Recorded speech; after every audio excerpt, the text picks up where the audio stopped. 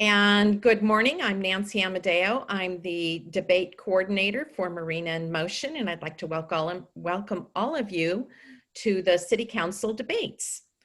The Honorable Stephanie Hulsey is our moderator, and I would like to introduce her to all of you. Judge Hulsey was elected to the Monterey County Superior Court in 2014.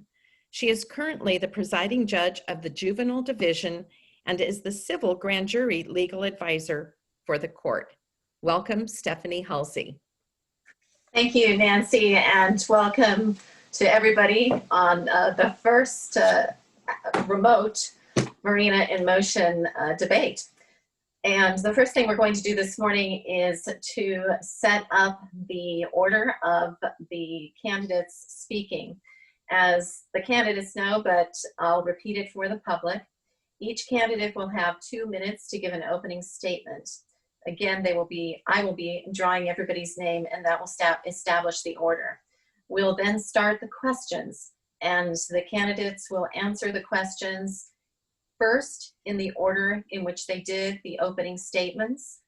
With that, after that, each question will begin with the next candidate. So we will be rotating who answers the questions first. When we get to closing arguments, everybody will have an opportunity to spend 2 minutes giving their closing statements. And with regard to the answering of the questions, each person has 2 minutes to answer the questions, and then we'll go around one more time for a rebuttal. The rebuttal will be 1 minute. You can waive your time at any time. Obviously, the less time we spend on a topic, the more time we may have to answer additional questions.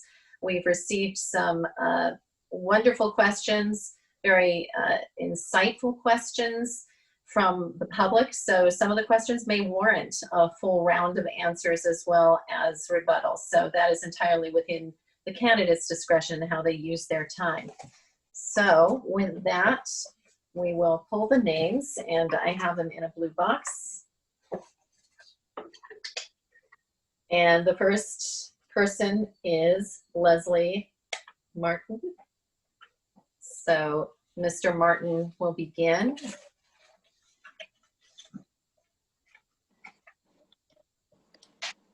Next we have Kathy Yaeko Biala. Our third candidate to give opening statements will be Brad Imamura.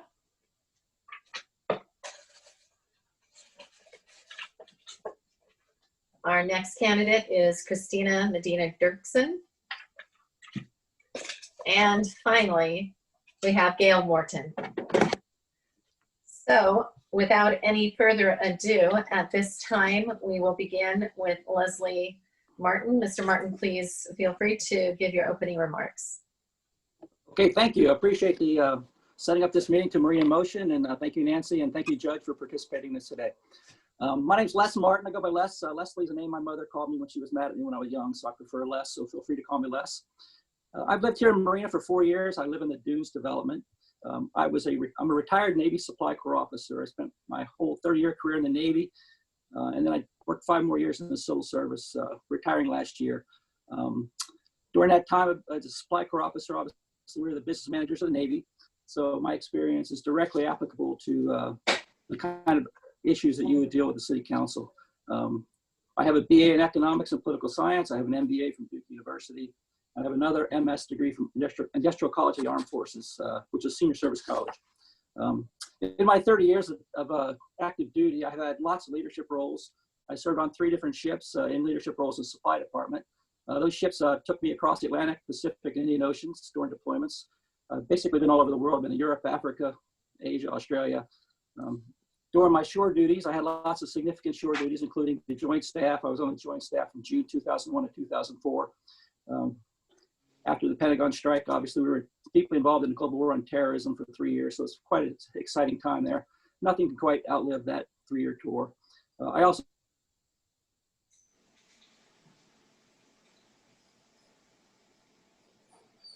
I paused the time since we just lost him.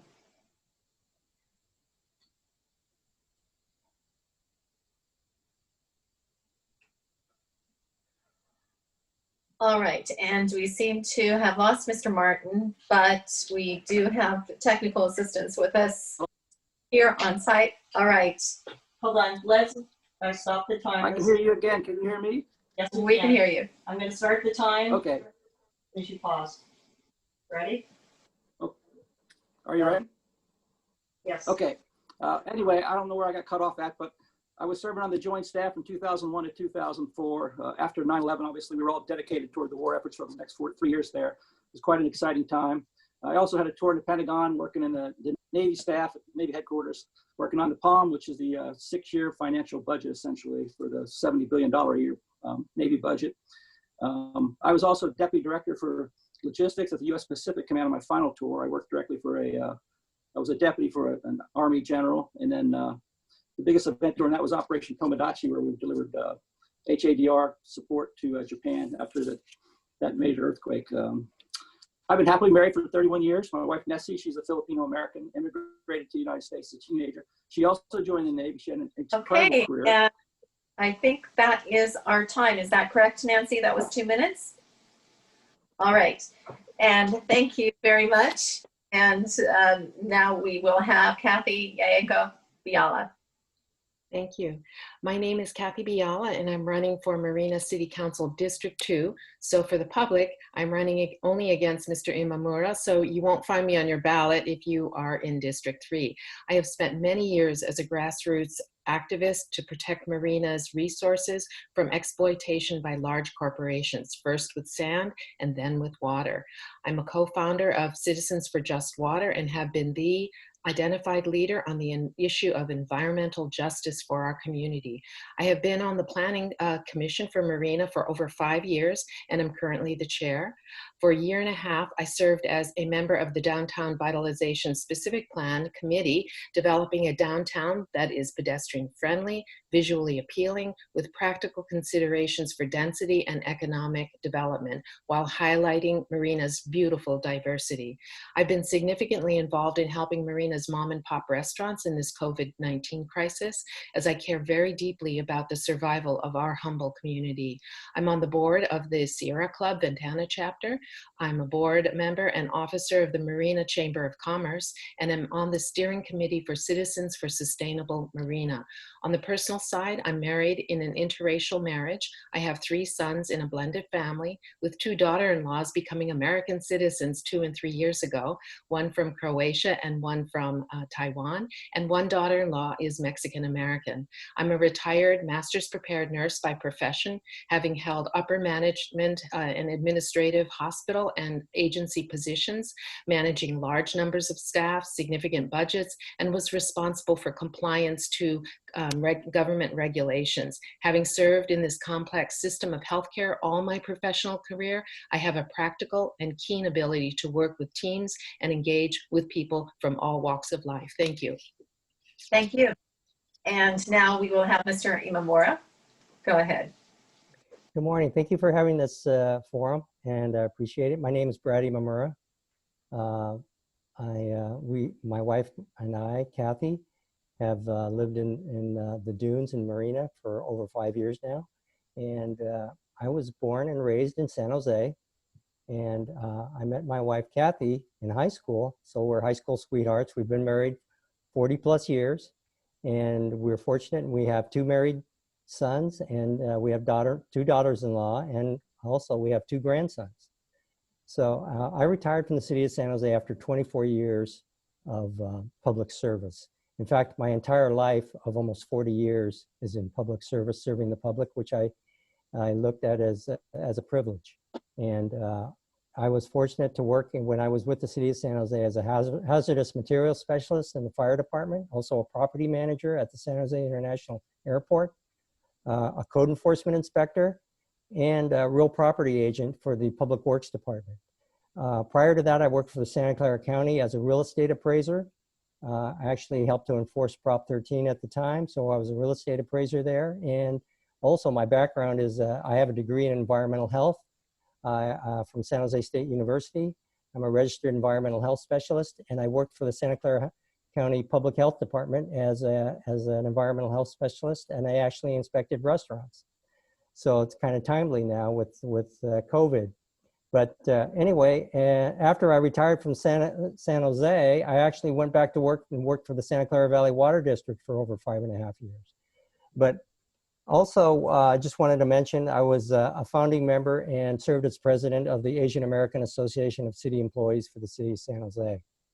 And I served as twice president of the Municipal Employees Federation for City of San Jose, which was the largest union in the city. Running for City Council in District 2 is a privilege, again, as I had mentioned, and I want to thank the residents of Marina for considering me. Thank you very much. Thank you. And Cristina Medina Dirksen. Hello, my name is Cristina Medina Dirksen. I want to thank the Honorable Stephanie Hulsey for joining us in Marina, and Marina in Motion volunteers for putting this forum on. It's very important, and it takes volunteers to get good things done. I'm a 20-year resident of Marina. I'm a wife of a firefighter. He's on duty until Monday, so if you hear children kind of running around here, I'm doing it solo this weekend. I have 11-year-old triplets. I am a community volunteer. I was president of the Friends of the Marina Library. I work in philanthropy at the Community Foundation for Monterey County, and I was a former news reporter. Locally for the Herald, you might have known me as M. Cristina Medina. M stands for Maria Cristina Medina. And I have a background in, I attended journalism, school for journalism at Fresno State and Monterey College of Law. I worked before having my triplets at an international mining company that was based in Monterey. So I do have a background in budgets and compliance. I'm also, as I said, as a community leader, I was in charge of the Friends of the Marina Library, and I'm on the board of Marina Youth Arts. One of my reasons for running is because I really want to bring engagement into City Council. As the president of the Friends, I was able to bring together hundreds of volunteers for a common purpose, and that was to improve Marina. I want to do the same for our town. I want people to be engaged in decisions that are being made. Lastly, I grew up in San Francisco, a very diverse community, first generation. My parents came from Mexico, and Marina reflects a whole lot of the diversity that I grew up with, and that is our strength. I want to embrace community, that's my tagline, and make sure that people feel welcomed and advance together in important decisions coming our way. Thank you. Thank you. And finally, Ms. Morton, Gail Morton. Good morning, I'm Gail Morton, and I'm an attorney and I practice family law in Monterey, and many of Marina residents are my clients that I represent in court. I have served also in the capacity as a city council member elected in 2012 and 2016, and I represent my community in the venue of a city council and in other venues regionally. My focus when I was elected in 2012 remains the same in 2020. It's moving forward with making sure that Marina is a leader in smart development. We need to look at and address housing that's affordable. We need to solve the digital divide, and we need to look for expansion of economic opportunity and make sure there are livable wages for all of Marina residents. I am focused on preserving our open space and of course, protecting our affordable water supply. In the last 8 years, there are many outcomes in which I have been involved and which I have provided leadership and am very proud. Part of that is water, opposing the slant well that was put in front of council in 2014. That was very important, and the continuing fight through this date to keep CalAm out of our water and refocusing the region not on Marina versus CalAm, but the entirety of the region looking for an equitable, fair, just answer to the water supply for our neighbors, but not at the expense of Marina. I was a leading voice in organizing and collaborating with local entities to make sure that the Fort Ord Reuse Authority sunsetted in June of 2020. Even against legislative opposition, being able to go regionally and to the state legislature to have that happen means millions of dollars in CFD development fees, land sale revenues will, instead of going to fora, be back in our city for expenses. Thank you. All right, we will start with Mr. Martin for our first question from the public. What is your position on the COVID-19 pandemic regarding the best path forward for safety, business, and community interests? Go ahead. Okay, well, obviously, back in March, I was fully supportive of the shutdown. We didn't know what we were experiencing. So I think we did that out of caution. I think in hindsight, we probably shut down at the wrong time because we had very little COVID here in California. We will never know the answer to that. At this point, I think we know a lot. We know how to protect people. I'd like to see us open up as much as possible. I'd like to see the schools open. I want to see the playgrounds open. People know how to protect themselves. We know what groups are vulnerable. So I'd say that's the way forward. I also want to be the first one in line to get my shot. I want to get back to the gym. I'm enjoying working outside, but I'd love to get back to the gym. So again, I think this is a very critical issue for us, but hopefully we're almost there. I think a lot of things have been done. A lot of materials have been purchased and put in place to help us support the future. And I like to see the business get back open up. I think the companies I've seen back open are taking proper precautions, and people are smart enough to make their own decisions on whether or not they're safe to participate. Thank you. Thank you. Ms. Biala. And you are on mute, so we'll go ahead and start the timer again. It's happened to all of us. I'm so sorry. As a nurse, I want to say that I have always thought of safety first. I have been tracking the cases and deaths, and I remember before we opened, we were like at 12 and 14 fatalities, and now we're at 74 as of yesterday. We were back then 1,700 in terms of confirmed positive cases, and now we're over 10,000. I think that we need to follow the county's directions, and I think that we have to be very cautious. Marina has done a fabulous job with masks, and recently reinforced the need for enforcement for not wearing masks. I think we will go very cautiously in terms of reopening up because this is a serious pandemic. I want to say that I was one of the first people to recommend that we do something for our community in the economic downturn. I have been very concerned about our small businesses, and I reached out to them. We now have a loan from the city. I think we're going to have to be very closely keeping our pulse on our citizens as we go through this next year. I do not think that we are going to have a turnaround. We are going to have to wait for a vaccine. The economic downturn may even be way beyond a year. So I hope that we can continue to keep the pulse on our community, and hope that we stay connected with those who are suffering the most. Thank you. Thank you. And Mr. Imamura. Thank you.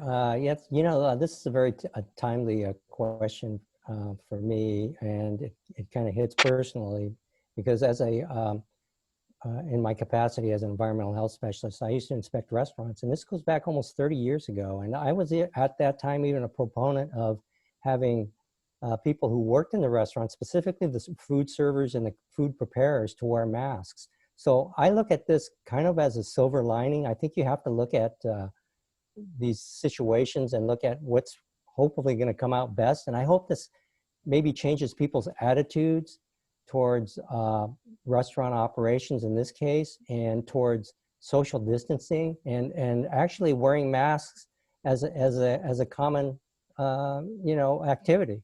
I think this is going to result in lower incidences of respiratory infections. I think we're going to find that out.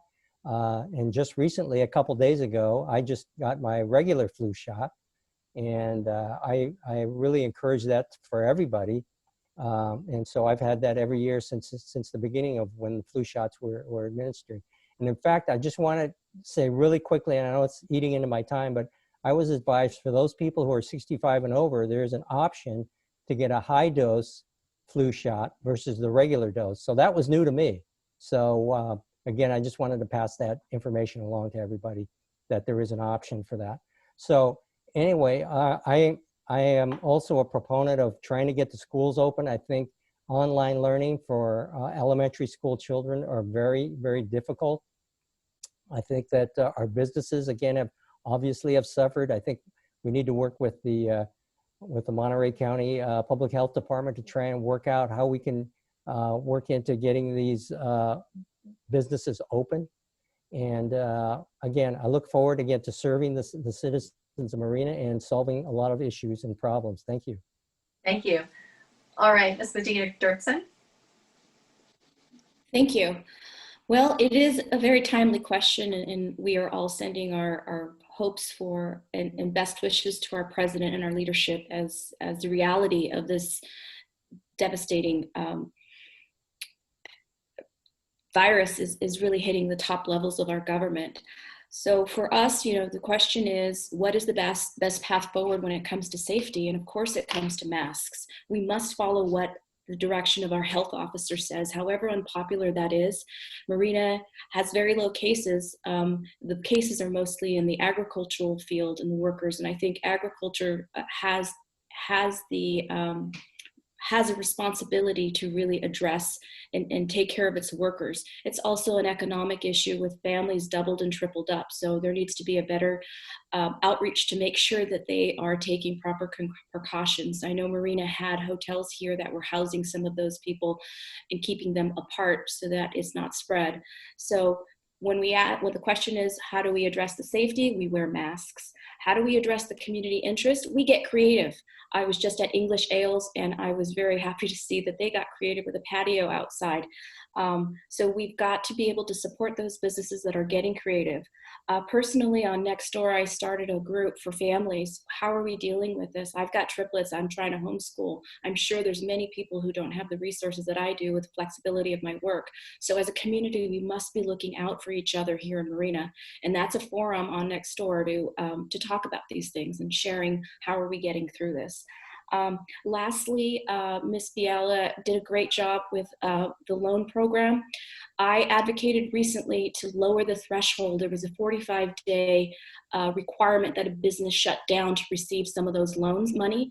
And I'm going to tell you, Melissa Yeater over at Cheesecake Dream Nations is not going to shut down. We need our cheesecakes, first of all. But secondly, it's a source of pride. So we've got to support businesses in town. Thank you. And Ms. Morton. Yes, so primarily and foremost, we need to follow the direction of Dr. Marina and our county health, and when we open and how we reopen and when we meet those standards to do so. I was one of 2 city council members with Frank O'Connell that developed and a loan program to help keep our small businesses operating and functioning, as well as residents, loans being able for them to use for their household expenses. We are going to have an economic downturn. Our financial director indicated we would have a $4 to $8 million reduction in revenue, in city revenues.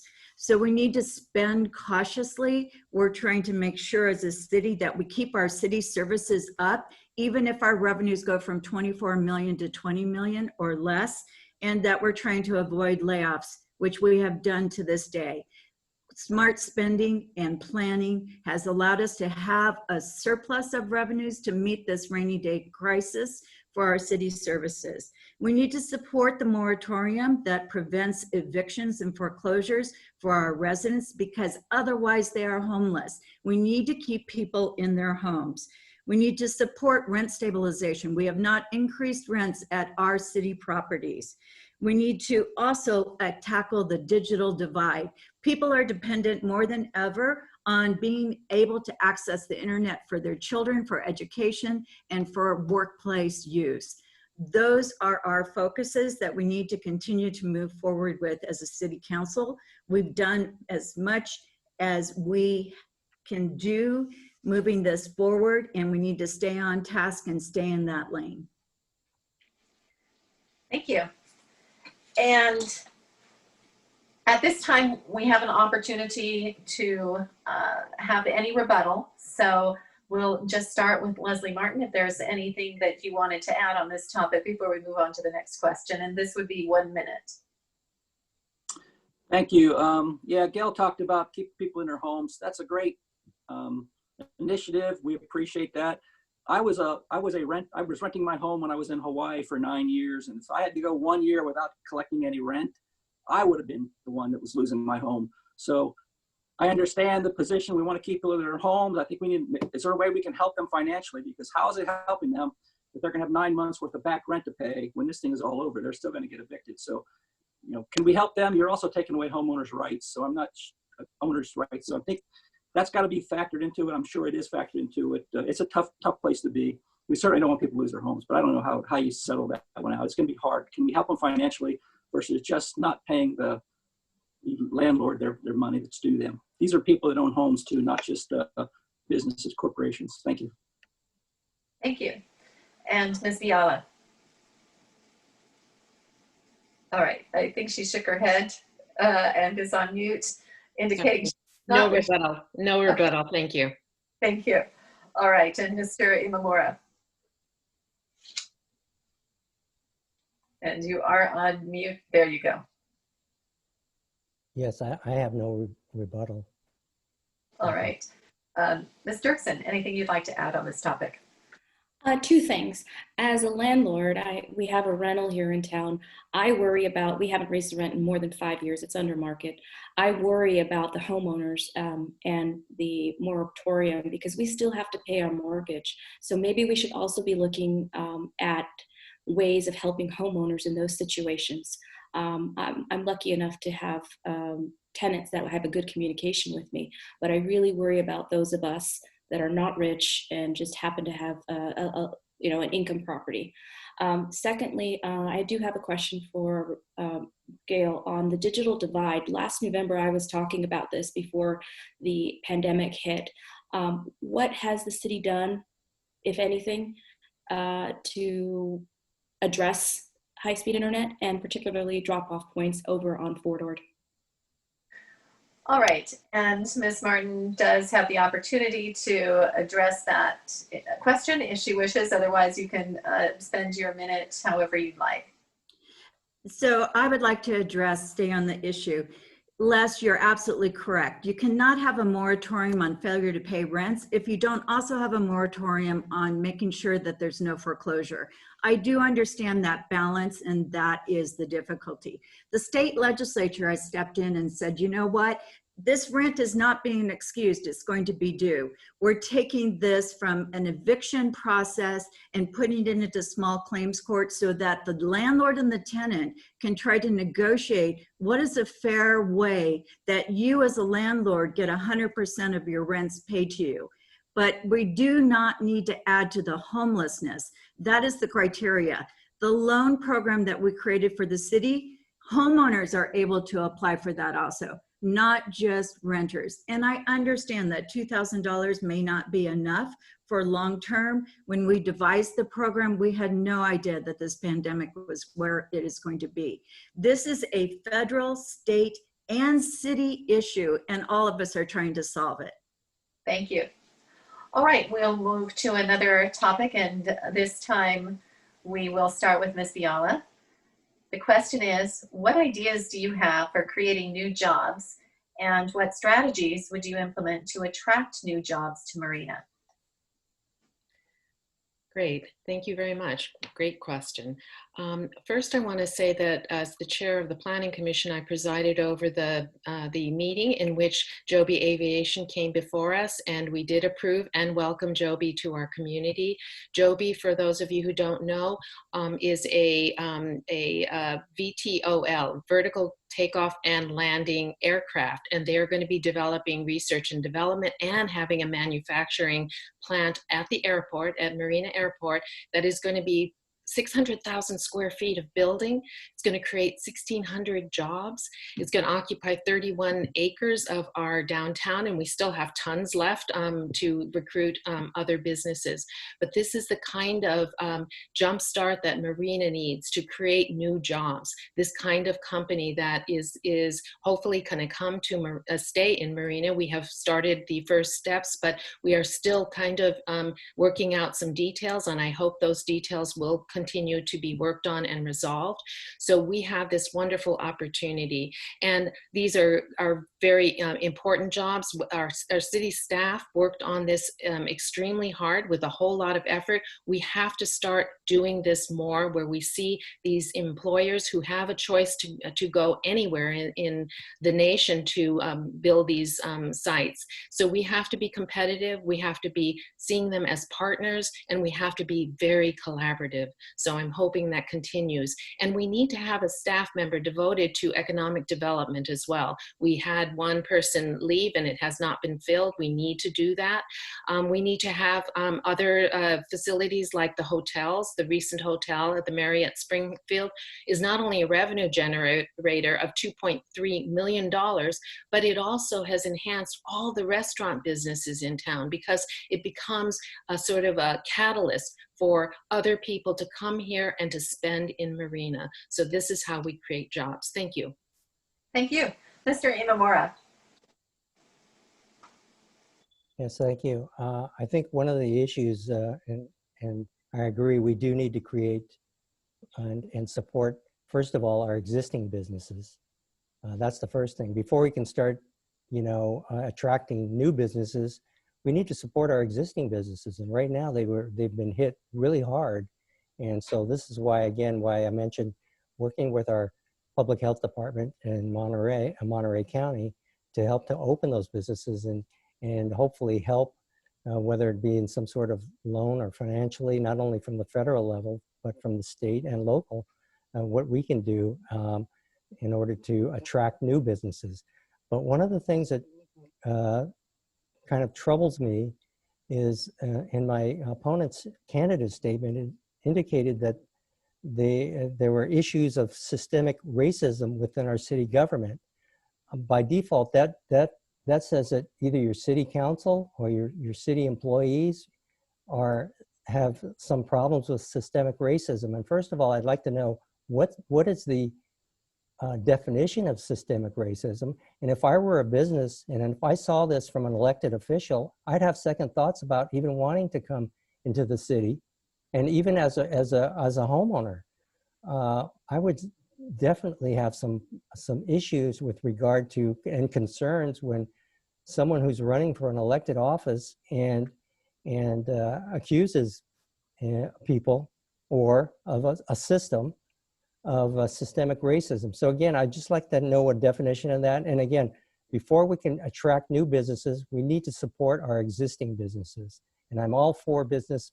We have a lot of new residential development that's certainly in development right now. But before, again, we can begin to start looking at new businesses, we have to look at our infrastructure. We have to look at I think you roads. Okay, thank you very much. All right, thank you. And Ms. Medina Dirksen. Thank you for that. Yes, Joby Aviation has much promise for Marina. Most recently, there was a request for proposal that was circulated, and I wasn't privy to the details because I'm not on council and not in closed session. But I think Marina needs to do whatever it can to take a regional approach to get Joby Aviation here. Not only that, we have to be creative. If there's some incentives, I'm all for incentives if they work and they're economically suitable. Because when we look at what's happening in our region, Seaside is about to lose its main source of money, that is its auto malls. Everybody's clamoring for dollars. We want to be able to attract business and also support businesses that are here. We need to be able to be collaborative partners. We need to be able to listen and be creative in how they come to town and what it looks like. Secondly, we've got a great resource here, two great resources. One, our Chamber of Commerce. I work in marketing. I think we need to do a better job of marketing Marina. And that also comes with some improvements that we're going to have to make with our infrastructure. Secondly, we have an opportunity with CSUMB to create a workforce pipeline. We very well have students in our community, and we also have people either changing careers. We need to find some ways to bolster up the people that live here and give them good jobs to stay in town. The Chamber offers a good promise because they are collaborative and they do have ideas, and they're business people. Kathy is correct. We dissolved our Economic Development Commission, and we do not have somebody leading that. So we have to build capacity in our city. We can't say, oh, come here and come build here if we do not have the capacity to provide the planners and the various means for businesses to be a business-friendly town. Thank you. That's it. Thank you. And Morton. Did you say Gail? Sorry. Yes. Okay, thank you. We do need to attract new businesses. And as Brad said, we need to create greater opportunities for our existing businesses to make more money and support their industries as well. What we have is we have open space. Open space is a great generator of economic interest to entrepreneurs to attract people and businesses to Marina and as a place to live. We also have many areas that are designated for a tax benefit in an economic opportunity zone, which attracts new businesses and entrepreneurs because they get tax benefits on growth and income. What we need to do to start is we need to tackle the blight. So many businesses come, look at our city, look at the blight and say, my employees will not want to live here. We now have some funding in place to get that started and get that going, and we are tackling that presently. We need to create a diverse housing inventory. We have built houses that are unaffordable to most workforce, and we need to change that focus within our city. We need to make sure we have high-speed internet. How are we going to achieve that, both statewide and locally? Work with our partners and advocate for that. Monterey Bay Economic Partnership is taking a lead in that position. We have adopted specific plans for our airport so businesses can come in and don't have to do EIRs. We have set the city up for an attractive place for businesses to locate. We've done that. We've increased the utilization of our infrastructure that exists at the airport. There is much to do, and I think we're on the path with some additional efforts being put forward immediately. Thank you. And Mr. Martin, go ahead. Thank you. I thought it was hard going first, but now I got to go after Gail and Cristina. Those were great answers. So hit most of the points I already wrote down. First of all, I think we need to keep a business-friendly environment. Make sure we don't overload the businesses with a lot of rules and regulations that they have to live up to, or hit them with too much taxes that it'll hurt them. We need to attract high tech. I know Jovi Aviation was already mentioned by Cristina. That's a great opportunity for them. My son's a tech startup entrepreneur in Palo Alto, so I've been thinking about a lot. How can I convince him to bring his company down here? I think there's a lot to offer those companies. They're high-cost areas, and it's a lot cheaper down here, yet you're still close to Palo Alto in the areas where those people have their connections. We definitely need to clean up the blight. That was another one on my list. I concur with Gail 100% on that. Nobody wants to see that stuff. And we need to clean up that blight and get these developments going so there's more housing going on too. The airport land, obviously, there's a lot of opportunity out there, a lot of underutilized resource there. So I think that's a big attraction, and I think that'll help also to attract those companies here. So I have, thank you. Thank you. And we'll go around once more. If anybody would like to add something or rebut something that they heard, and we'll start with Ms. Biala. Go ahead. Yes, thank you very much. I want to respond to Mr. Imamura's comments. First, I want to say that our city, in concert to the attention on a national level of diversity and inclusion, has requisitioned and funded a study on systemic racism. So we are looking very much forward to the results of that and some new understandings about ourselves. Secondly, I want to say that Marina is the 8th most diverse city in the state, of a state that is already highly diverse.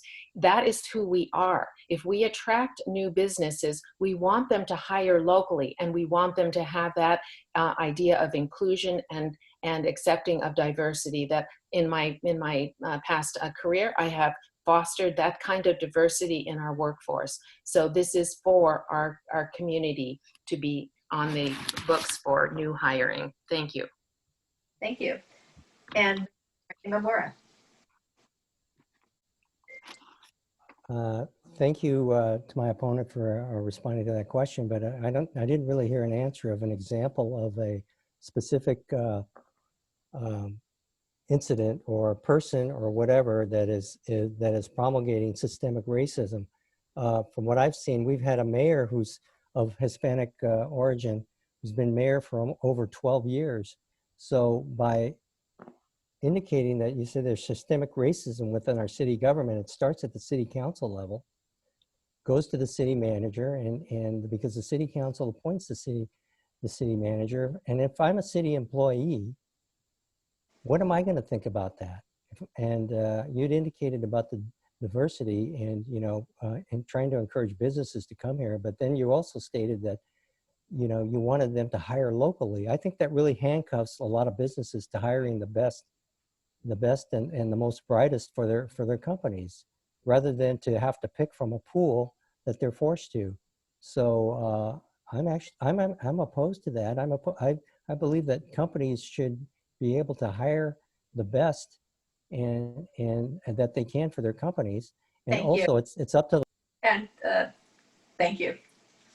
All right, and so we now have Cristina Medina Dirksen. Do you have anything you'd like to add? I would like to know a little bit more from Ms. Morton about wanting economic opportunities, yet a commission was dissolved, and I want to know what her plan is to address that. Thank you. And Ms. Morton, if you would like to address that, you may, or you may make some other remarks during your 1 minute. So none of our commissions have been dissolved. With COVID-19, there is a prohibition against any kinds of commission meetings that are not those that are mandatory for the business, for the city business to go forward.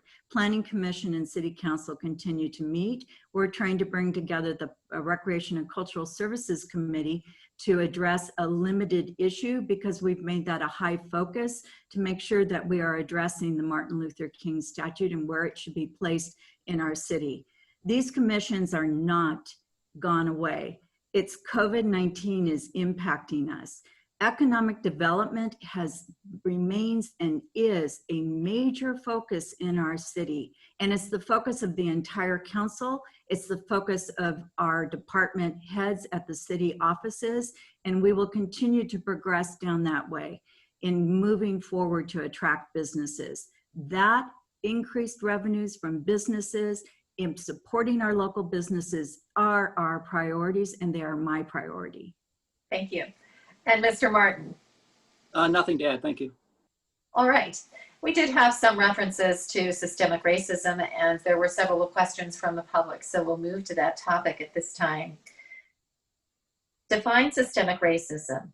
Does it exist in Marina, and if so, in what forms? What do you expect to be the process for and the possible outcomes of the city-funded study of the effects, if any, of race in city policies and in the broader community of Marina? And finally, what actions will you take to help address the systemic racism and to ensure strong health, education, and economic outcomes for all? And we will have Mr. Imamura start with this question. Yes, I do not feel there is systemic racism in city government. I think that's an insult to the current city council.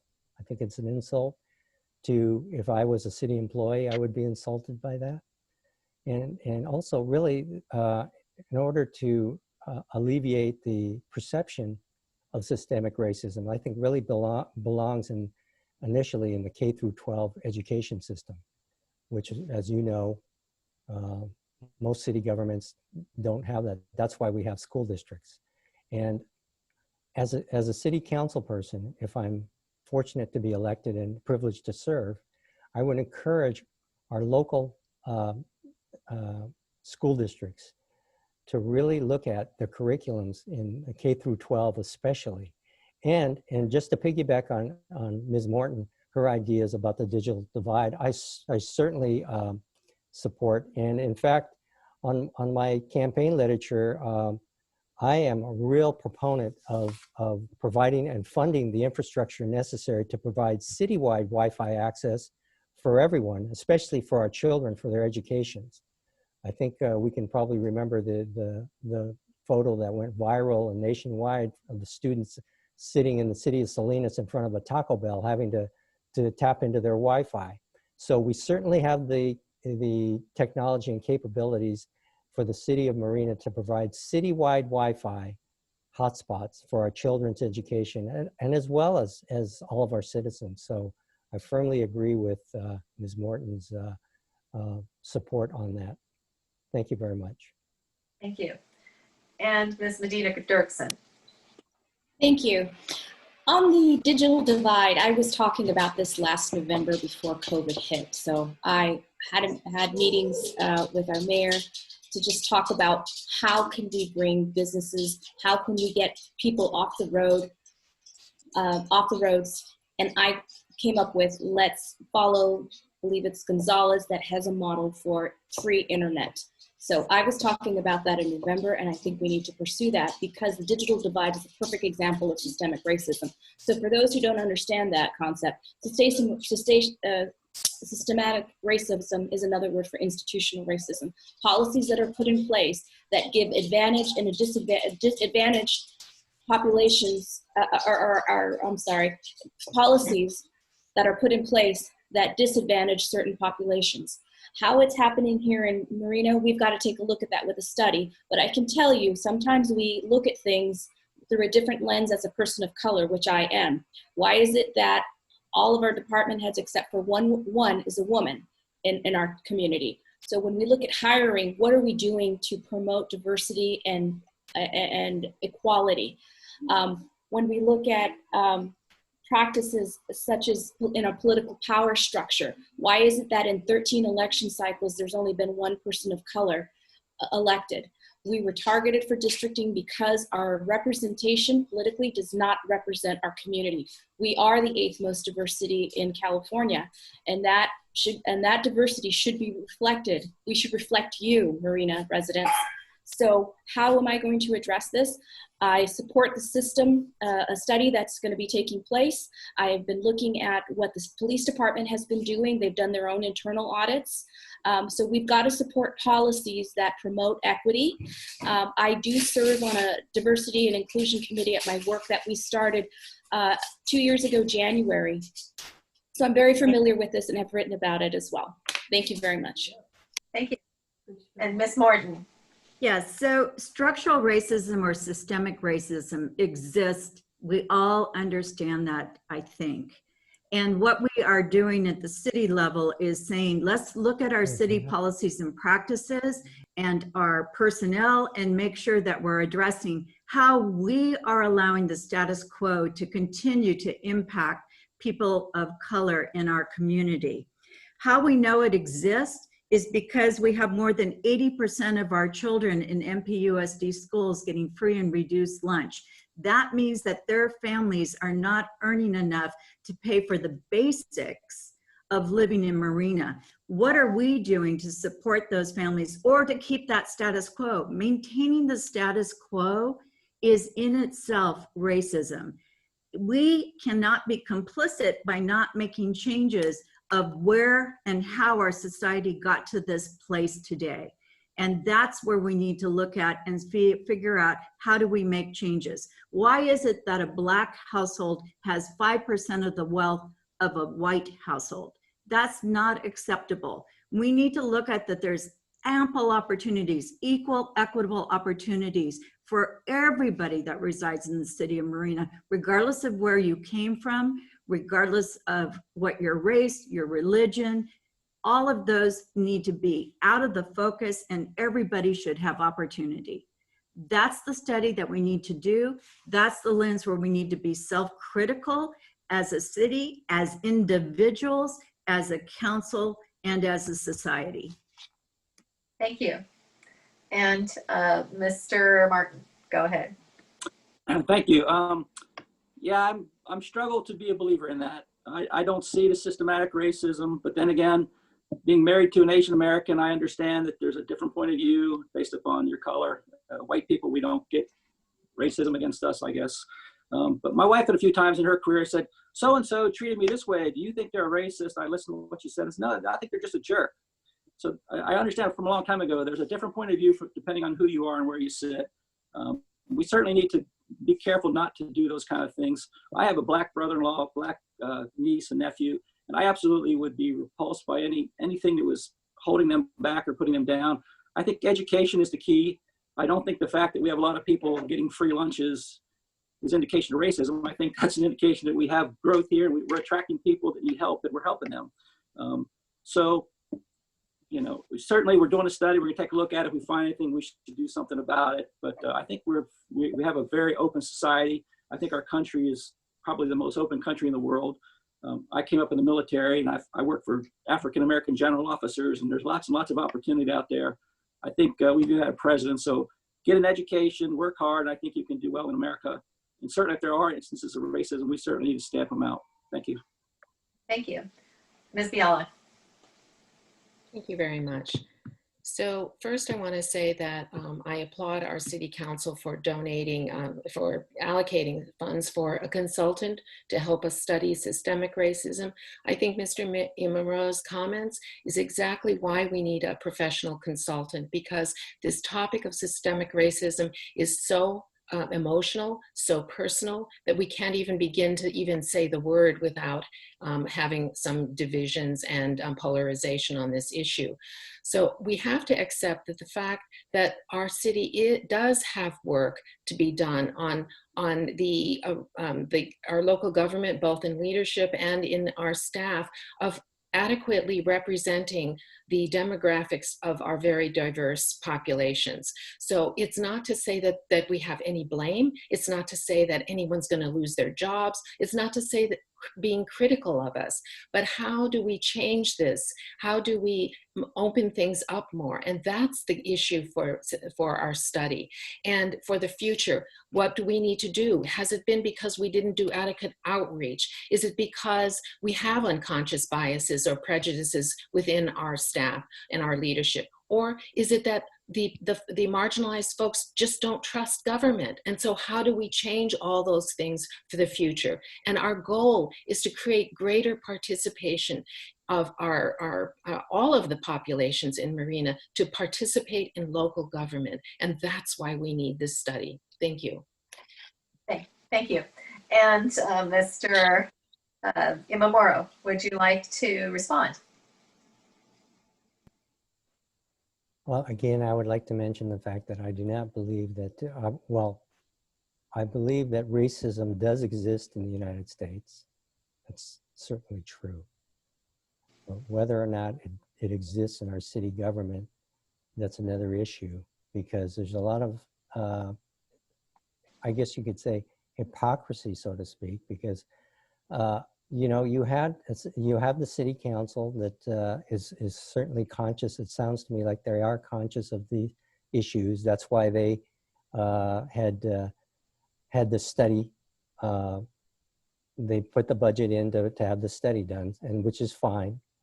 But whether or not we can certainly disagree on whether or not there's an actual conscious systemic racism within city government, which I do not see. Again, we have a mayor that's been mayor for over 12 years, who's a member of a minority group. And so you've had different people serving on the city council. You certainly have a choice this time for District 2. You have the choice. Thank you, Mr. Imamura. Thank you. We saw the red. Oh. Mr. Imamura, I've stopped your time. You still have 47 seconds. But wait a minute, didn't he answer first? Isn't this his rebuttal? This is rebuttal. Oh, sorry. Yes, thank you. All right, and Ms. Dirksen. Yes, I have questions for Ms. Morton. 8 years you've been on the city council.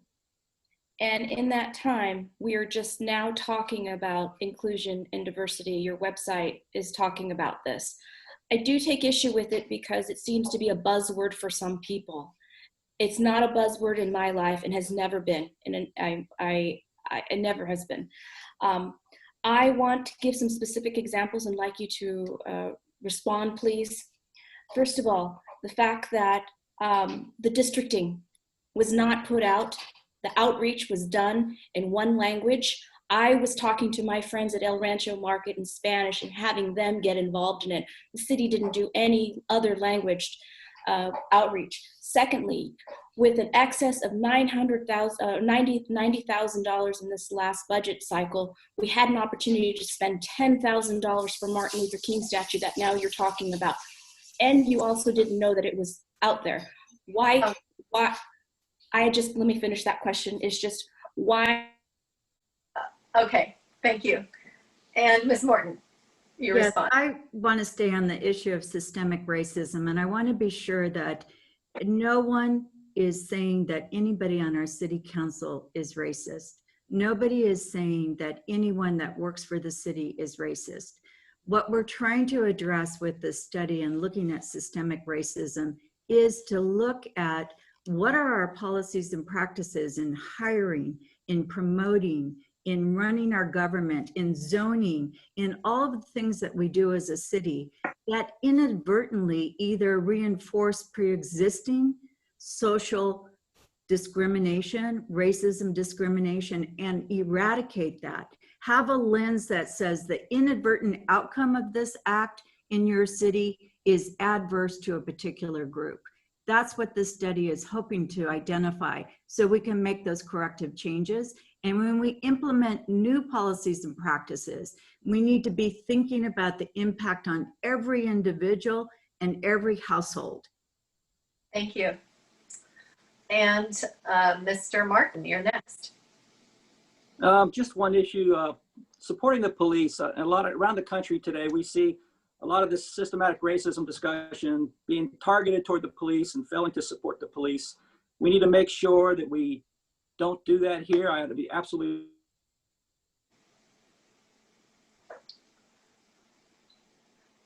All right, and we'll go ahead and stop the timer for a minute and see if we can get Mr. Martin back with us. Opposed to the, I hear you. You don't hear me? There we go. Oh. All right. Okay. I thought we had great internet till today. Apparently not. So anyway, I want to talk a little bit about the police. I think we need to support the police. Across the country, we're attacking the police. I think it's wrong. The police take a lot of the brunt of a lot of heat for this, but it's really hard to be a government employee and not have the support of your leadership. If I'm in this city council, I will absolutely be behind our police. I think they do a great job. I'm not familiar with any particular incidents. If we have a bad actor, we definitely will get rid of that person, but I don't think we should jump on them and assume they're wrong, which I see that happening all over the country. Thank you. Thank you. And Ms. Biala.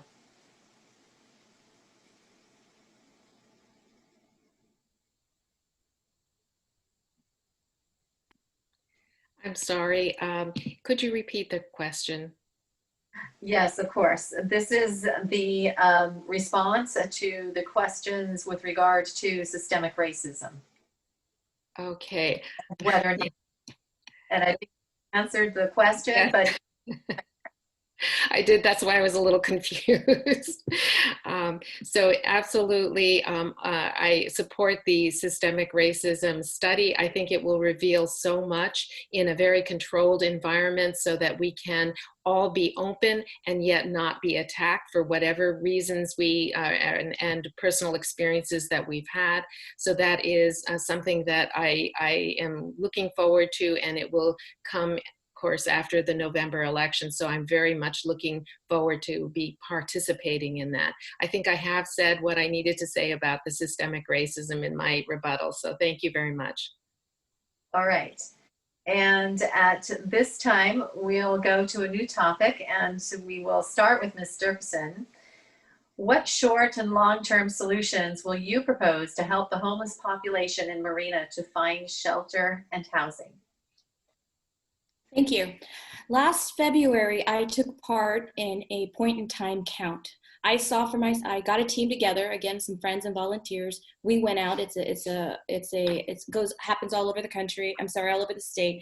I had a team and we went and counted homeless people. It was a rainy night, and we had to be very careful in terms of not rainy morning, not invading their privacy as well. I saw firsthand where they're living, and they are part of our community in cars alongside the freeway.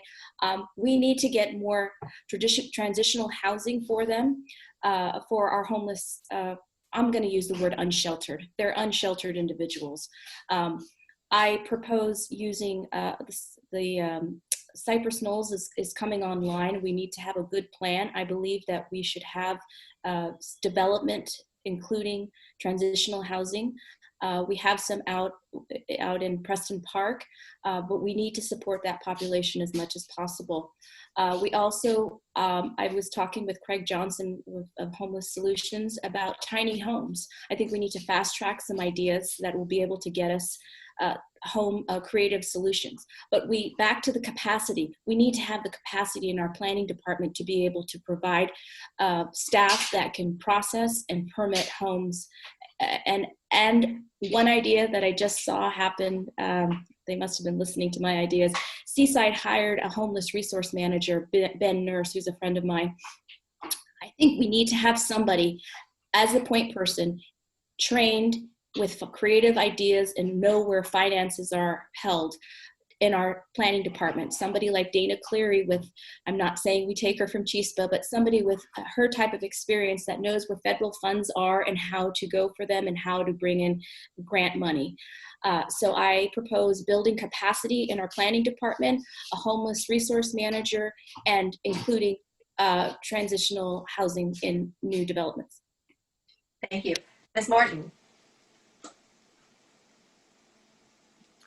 So tackling the homeless issue is a hard issue to do.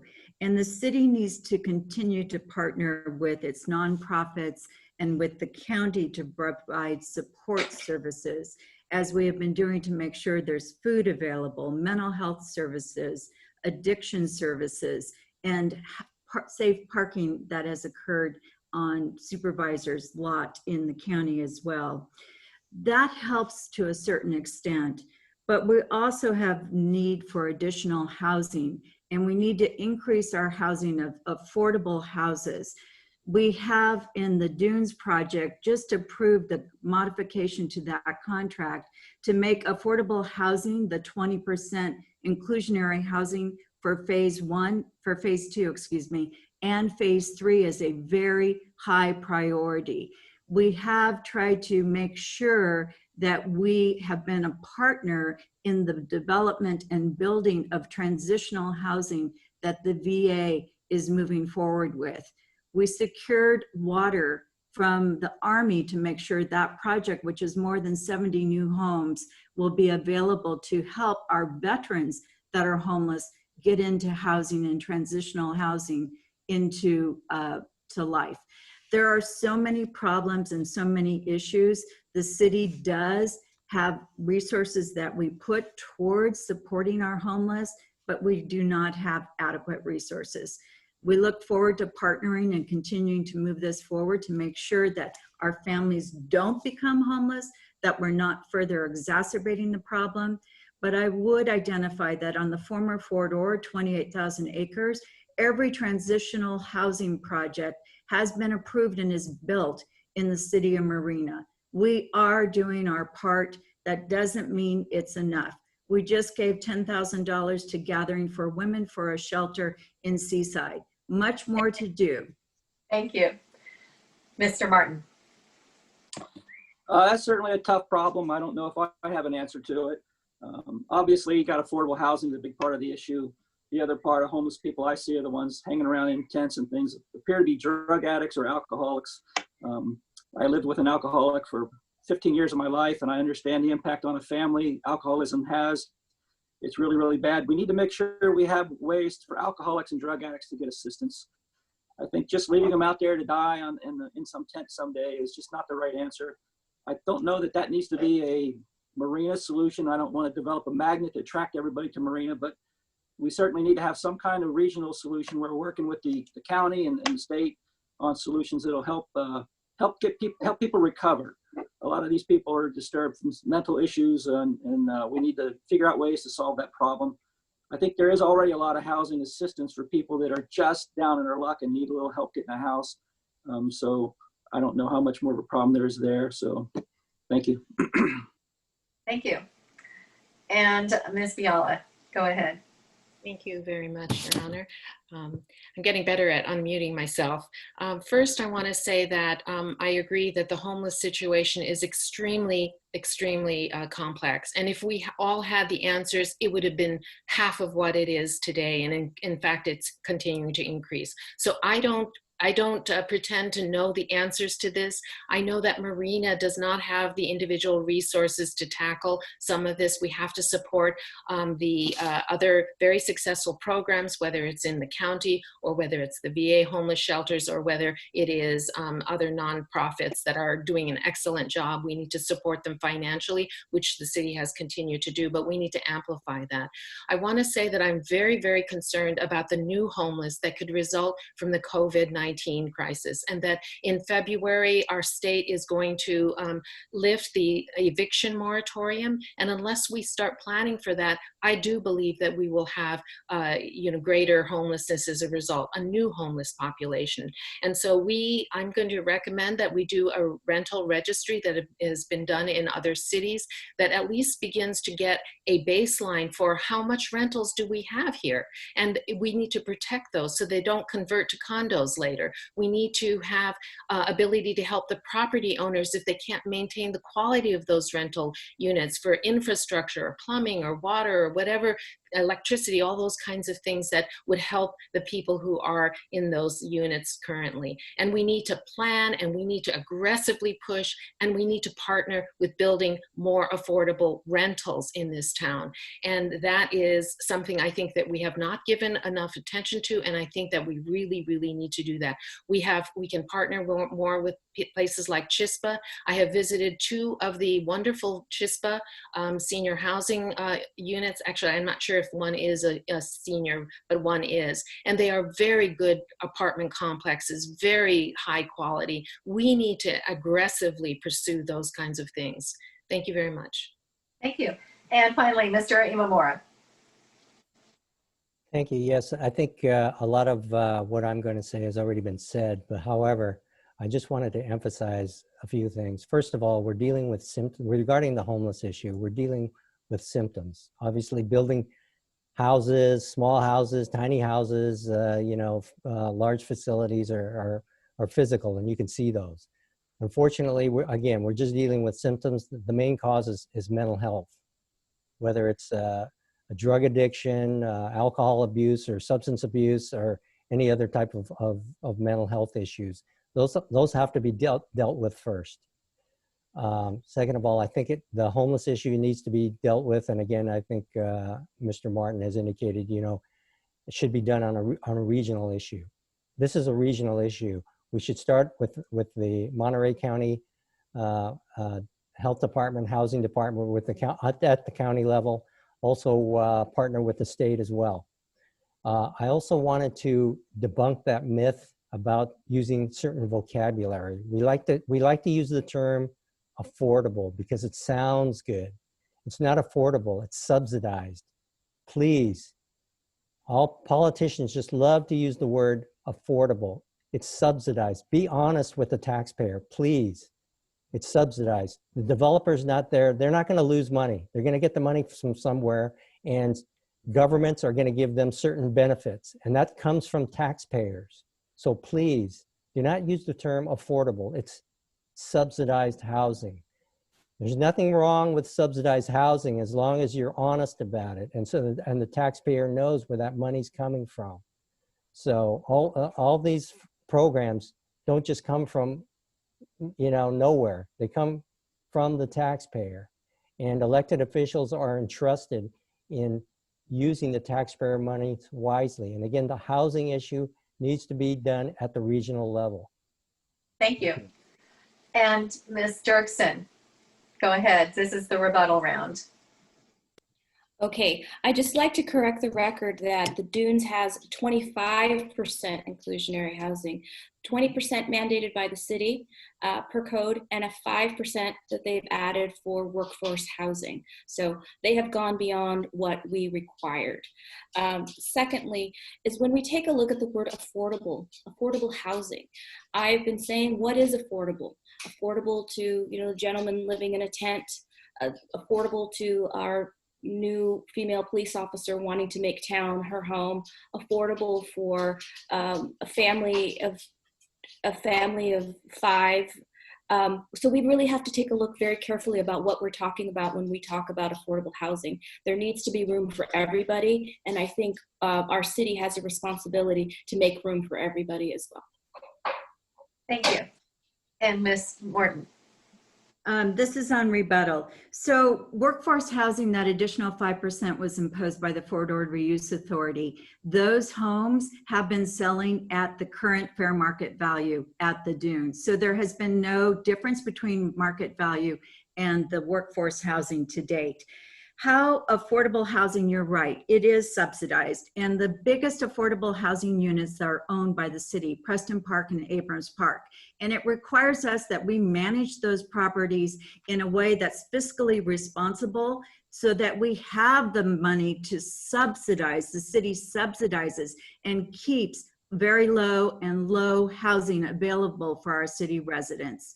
We push forward for the affordables at the Dunes to be rentals rather than home ownership. And that way they're available to Marina residents for a longer duration rather than putting them into private ownership and then they're being sold at market rate down the road.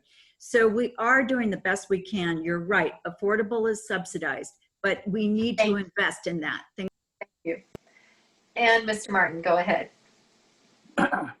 Okay, I've been getting cut off a lot, so hopefully I don't know what I missed when Cristina was talking, but I just want to point out also rent controls is not the solution. So I hope that we're not going to run out and say, hey, let's put rent controls in place because that's going to make the problem 10 times worse.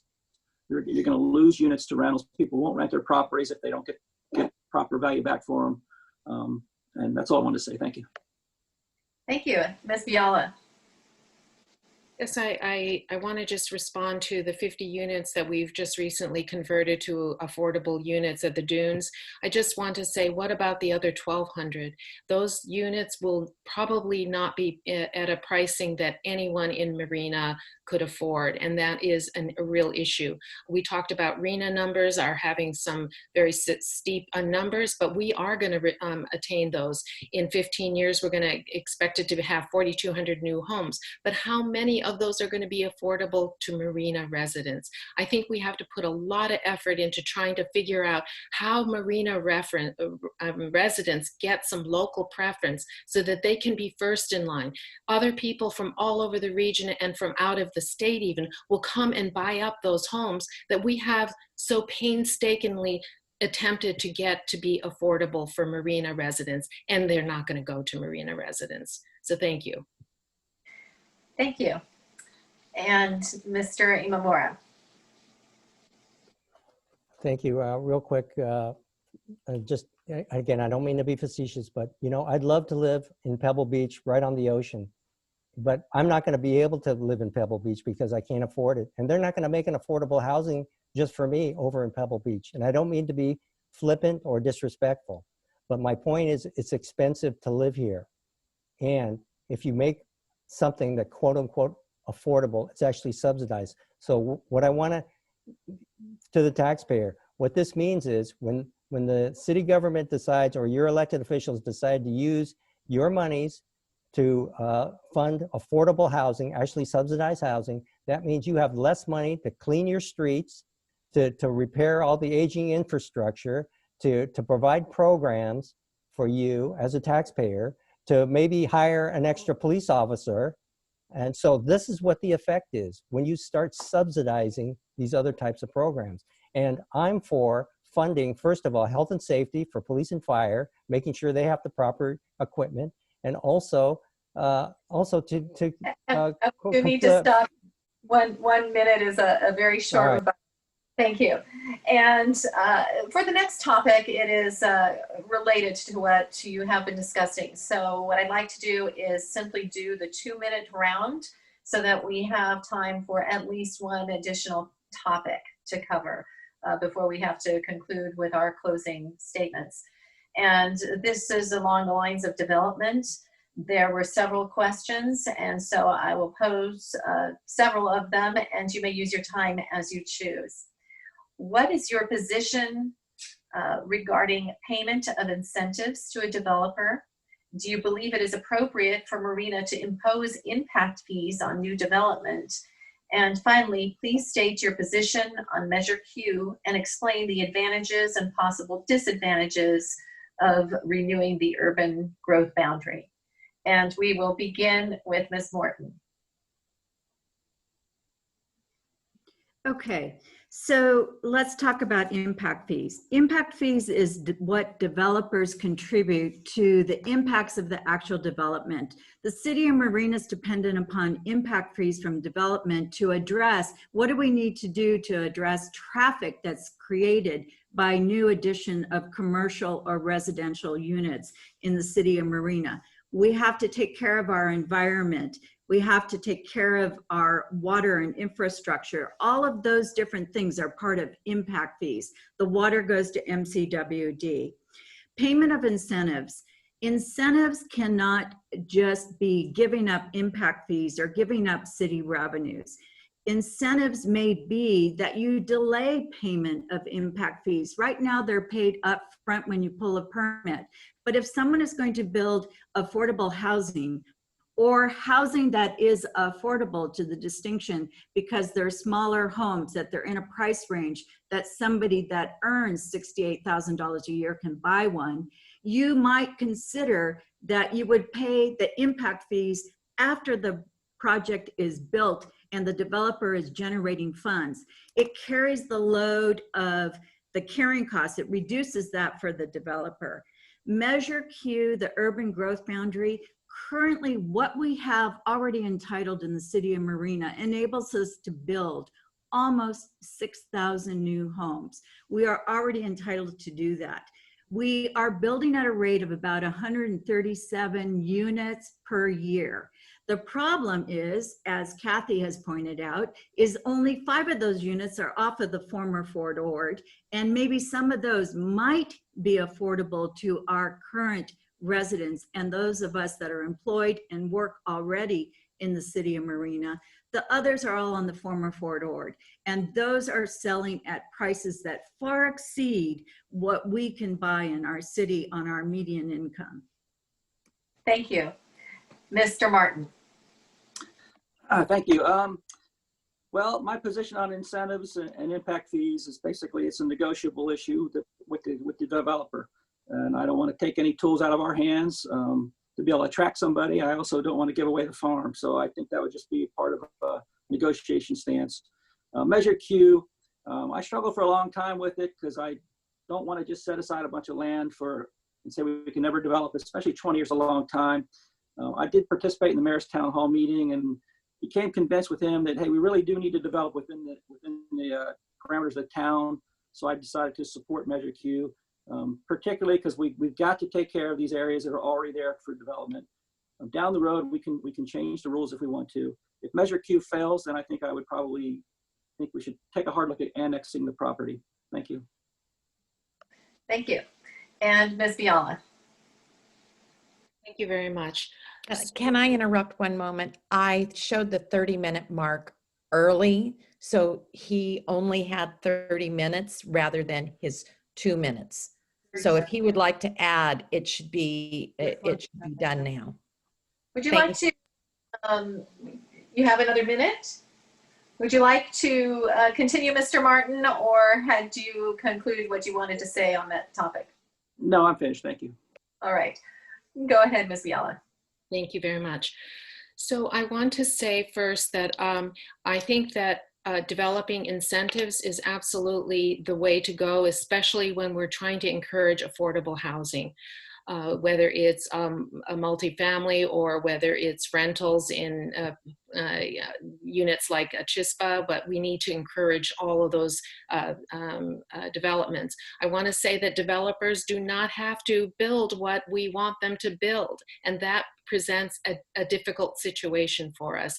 They have to share our vision. We have to have some incentives there, especially on affordable housing. They build the larger homes, single family homes, because they get more profit from that. So if we are serious in developing affordable housing, we need some other tools in our toolkit. And so that's why incentives could be a part of that. We have to balance that out. And I want us to be true partners in this, not seeing them as the enemy that is trying to do something nefarious to us. So we have to be true collaborative partners in developing these kinds of units that are for the benefit of Marina residents. So, and I am absolutely for Measure Q. Look at our downtown. We need to continue to make the focus on our downtown and our core, rather than to allow the expansion to elsewhere and leaving the blight, quite frankly, in the downtown area. And so, again, I want to reinforce that any of this has to go with how we give our Marina residents some advantage, some ability to have a preferred position to either rent or buy these units that we have been so long wanting in Marina. Thank you so much. Thank you. And Mr. Imamura. Thank you. I want to start with the Measure Q issue first, and I will say unequivocally, I support Measure Q. My philosophy regarding any development is, first of all, it's 3 items. Do we need it? Can we afford it? Can we maintain it? So in other words, getting back to that issue, we have some areas in Marina, especially the downtown, that has been neglected for a long time. We need to take care of that first before we even start thinking about expanding. As a part of my issues regarding being elected to the city council, I will certainly put as a priority to look at our aging infrastructure first. With regard to the impact fees, developers are not in it to lose money. So bottom line is, if they're going to be charged fees, something's gonna be compromised. So I really have a problem with that, and I'd have to look at it very carefully to see what sort of incentives that we can provide also to developers. Thank you. Thank you. Ms. Dirksen. I want to make something clear. Incentives are not subsidies. Incentives are investments. Our council has had opportunities to provide incentives to build a hotel, a theater, and in spite of some council people deciding against incentives, those have gone forward. I want to say that when we talk about incentives, they need to be vetted well. They need to be fiscally sound, and in the end, we will be able to attract businesses and become partners with them if we are competitive. Competitive is the key word here. We've got to be able to let our business community know that Marina is open and friendly. Again, like Brad said, or somebody, not to give away the farm, but we have to have trust in our abilities to attract businesses and offer them competitive opportunities. My opponent has said that she is for incentives. However, she's voted against 2 of them that we've ever tried. So I'm not sure if a stance has changed or why. I just wanted to point that out. Lastly, when it comes to building homes, we definitely have to consider incentives for building the low-income homes. Oh, I think my time is up. We've got another 30 seconds. So go ahead. Okay, definitely. So when we talk back to incentives, just I want to make the point that if we offer creative solutions like deferrals on impact fees, we will get them back. It's just a matter of making an investment in a company or a business that will give us benefit in the end. And Joby is the perfect example. We have an opportunity to attract businesses, Joby, to town. All right, thank you. And we will now go to a new topic. And the new topic is going to be addressed first by Mr. Morton. And this is a topic of law enforcement. Several jurisdictions are considering defunding law enforcement in favor of funding other needs and priorities. What is your opinion regarding the Marina Police Department and this movement? Should the Marina Police Department be defunded in whole or in part? If in part, what percentage of its budget should be cut, and how do you feel those cuts should be implemented? So again, we'll start with you, Mr. Morton. Okay, thank you. I absolutely would oppose any defunding moves for our police department. I mentioned that earlier. The Marina Police Department budget, I believe, is about 70% labor. So if you're starting to cut that, you're cutting people to walk to go around and provide enforcement in our neighborhood. So I'm totally against that. We already got graffiti on the walls and stuff like that. So defunding the police is the wrong answer. If we need some additional resources, a lot of these defund movements are all about getting more resources for other needs. They want to take the money with the police to do it. If we have other needs, let's address those needs separately. Let's not take it away from the police department. I'm 100% behind law enforcement and the police department. As a person who wore a uniform my whole life, I can't say enough about supporting them 100%. And I would not defund them at all. Thank you. Thank you. Ms. Biala.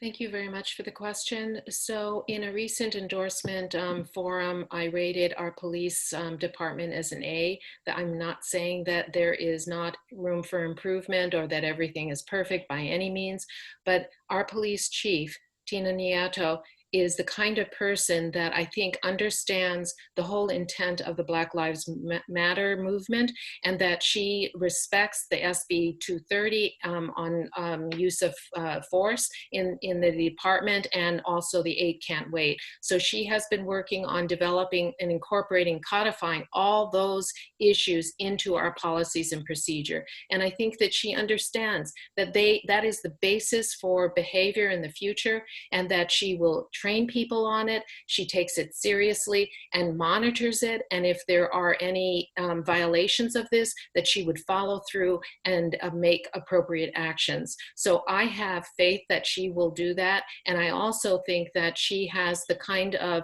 openness to the community, so that if more community folks wanted to be involved with discussions about the police force, that she would be engaging in that. And so I can't see that there is any issues with what I see happening. However, our department is only 30% of the general fund budget.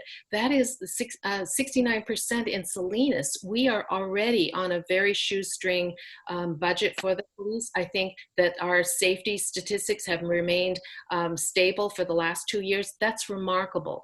But I do think, I come from a mental health background for many years, and I do I've witnessed the gradual degradation of the mental health services in this country.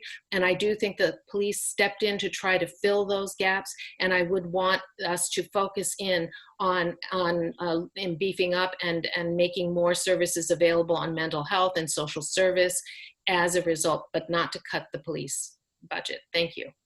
Thank you. And Mr. Imamura.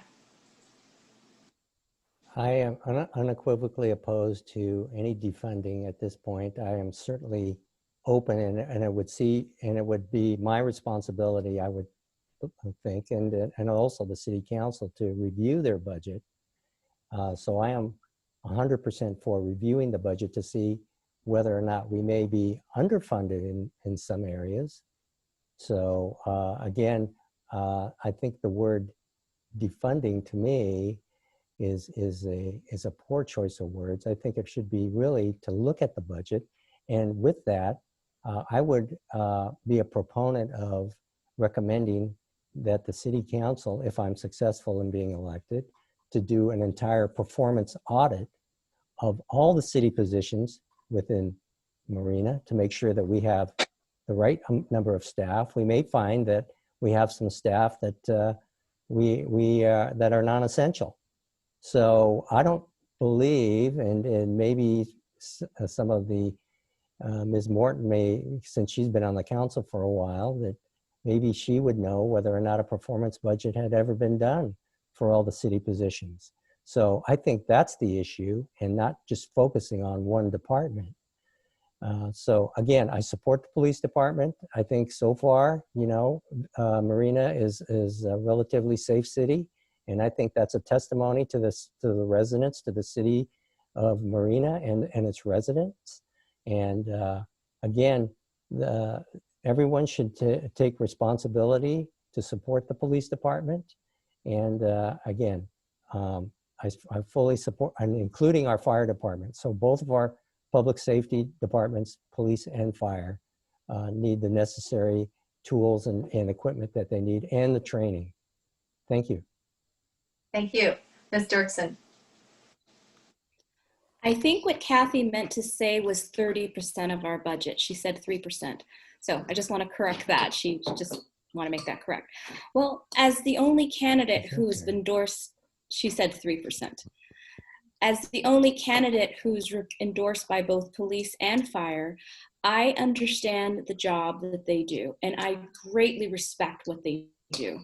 In talking with police officer Jeff, I won't say his name. In talking to police officers, I really got gauged a very interesting fact that our Marina police officers deal with more mental health calls than our other peninsula cities. So they have some training. We can always get them more and work for better ways of working with vulnerable populations. But they're already professionals. They're already working on the front lines with the most vulnerable in our communities. I do not support defunding police in our community. Right now, the police department is doing its own internal, I don't know if it's an audit, but they're doing their own internal reviews of how they can work better with community. In my 20 years living here under Tina Yaeko, I feel very safe, and I feel that she is leading this department in a new direction. The culture of our department is unlike any other place. And in our county, people want to work in Marina. I'll say that again. People want to work in Marina. Police officers want to work in Marina. And that's because they can be themselves, and we do have a collaborative community. Lastly, our police work well with PAL, that's the Police Activities League. So when we take a look at reallocating resources, they are already working closely with them as funders and as participants in community policing or community-oriented activities. So I have full confidence in our police and full confidence in our fire department. Thank you for your endorsement, unions. All right. Morton.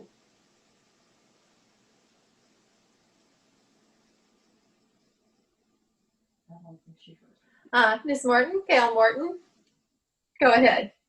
Yes, so unfortunately, by necessity, back in 2010 to 2012, our police were defunded because we were in a financial crisis and the city did not have adequate funds. We had to cut back staffing in police, and we're operating at a very lean budget. And slowly over time, our budget has increased, and now we are operating our police in a more appropriate manner. It is 30% of our budget. It is a very lean amount. And with what we have, our police department is functioning well. They come to city council with the request of what's needed based on their staffing, what they think is in the best interest of our city to move forward with security in the year ahead in our budgeting. Our state safety statistics are stable, and that means we are meeting the needs of the community. We don't have a gang presence in our city, which we are very grateful for, and that is about our police and how they lead. As to the use of excessive force, yes, we are ahead of the game on that because of the leadership in our police department under Chief Nieto And we are looking at that we make sure that we exceed the limitations of what federal law says is excessive force. We're constantly, as I look at our police department, looking for new ways that they have implemented within their department, transformational leadership and other means to be self-reflective, to make sure that they're doing the job of safety, and partners with us in making sure we are safe, not just fighting crime. Mental health services, large number of it. Wraparound services, we're already having our police involved with county mental health and other professionals that come to those calls and provide services to those in need, which may be the homeless, the addicted, and those suffering from mental health issues. Thank you. And we do have time for one more topic before we move into the closing remarks. And this pertains to elections. What was your position on the city moving to 5 districts and the subsequent elimination of the at-large election of the mayoral seat? Are you in agreement with the new Marina campaign ordinance? And what are your reasons for that position? And finally, what will you do to promote civility and respect among your supporters? And we will begin with Kathy Biala. Go ahead.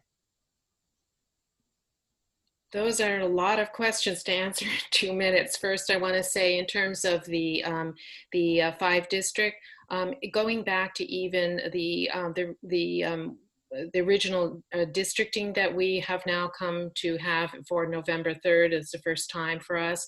I very much accept the districting for the reasons given by council. However, in that decision, we made maps, and I want to say this very clearly. I believe that those maps are gerrymandered. They were specifically developed for the current incumbent addresses, which is a part of the definition of gerrymandering. And so that is why visually our 4 districts look so odd. They are not large contiguous masses with like neighborhoods. We have all kinds of issues with that. That was, I believe, inexcusable. That any current laws that have been enacted this year and the end of last year really reflect the fact that these maps are inappropriate, that they foster gerrymandering. So I'm very disappointed about that. The 5 district, I was very opposed to that. So were many other Marina residents came into the Zoom meeting and voiced their opposition. It would have not only reduced the current vote for districting. We would only be able to vote for 1 seat in a council of 5 every 4 years, and then now only once in every 4 years for the mayor. And so this has reduced significantly our ability to participate in choosing who is on our council. Let's see, the other issue, I'm forgotten now, I'm sorry. Promoting civility amongst your supporters. Okay, I think there was one other one before that that I wanted to address also. I can't remember it. Civility. I think that when we look at, oops. I apologize. Yes, thank you. If we have time, we'll come back because there was another issue, and that was the campaign financing. Finance, yes. All right, and so Mr. Imamura.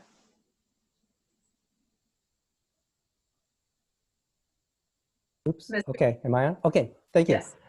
With regard to the districting, I thought it was a little unusual again because the Marina has a population of approximately 24,000, so it's very, very small. And but I can see the reasoning behind that. You know, you don't want to cluster a lot of your elected officials in one geographic area of the city. So and again, there are it gets problematic when you try and divide it up, and that's why you have these really odd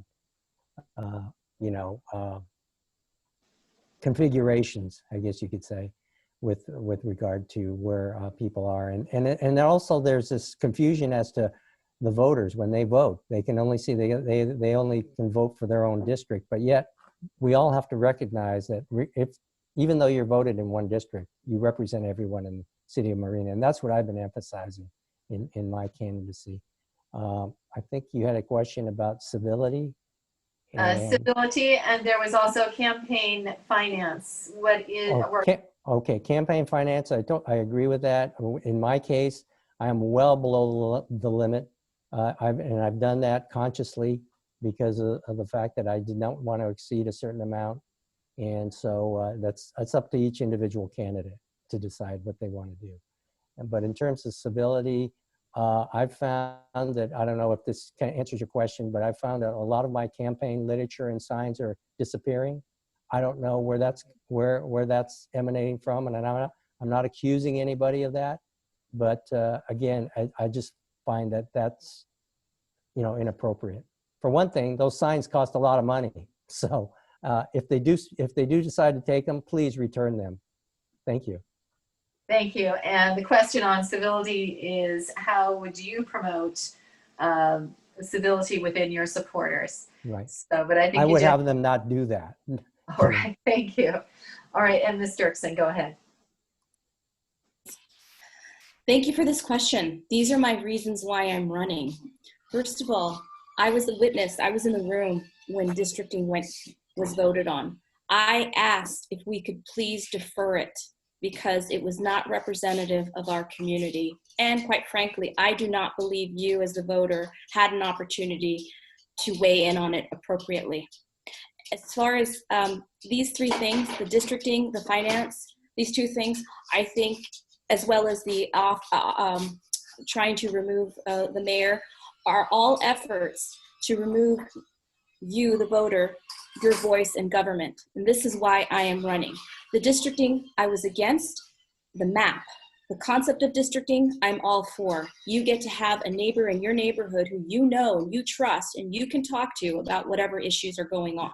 I just don't like how it was adopted to favor the sitting incumbents. And we know this because there was a map overlay that you could see where they lived.